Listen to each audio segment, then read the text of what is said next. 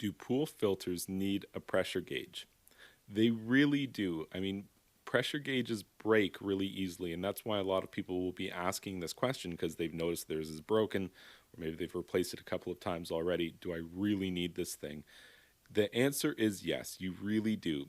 Because, first of all, there's a safety issue. You should never operate your pool system in excess of 30 psi. How would you know if you're in excess of 30 psi? That gauge is how you would know. And you might be thinking to yourself, well, I don't know, I've noticed a problem with mine. Like when I turn off my system, the gauge used to go to zero, but it doesn't go to zero anymore. Is that a problem? Yes, that's a problem. When you turn off a system, you should be able to remove the pressure gauge, and the gauge should read zero. If it reads anything else other than zero, the gauge is compromised or broken again, and you need to replace it with a new one.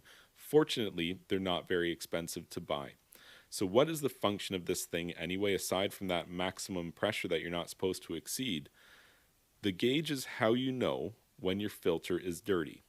When your filter is clean, or the system is first put together, the clean operational pressure of the system should be noted. Let's say it's 10 psi.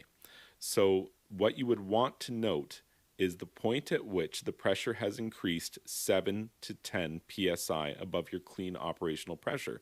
So, in this case, when we see that the pressure has increased to about 17 to 20 psi, that's how you would know as the pool operator that the filter is dirty and it's time to clean it, whether that be to backwash a sand filter or open a cartridge filter and clean the elements. That pressure gauge is your indication of the health and status of your filter.